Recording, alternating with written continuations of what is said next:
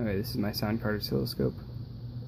Right now it's reading off of my Arduino board, which is controlling a servo right over here. This is the box that houses all the stuff for the oscilloscope, and so it takes the signal into here and then puts it out through just a 3.5mm audio cable into your microphone input. And so as you can see, if I move the servo,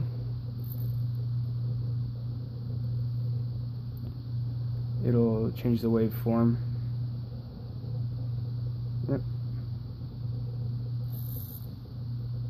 It does get a little bit noisy because you know, it's just a sound card, so it's not very high bandwidth, but it does good enough.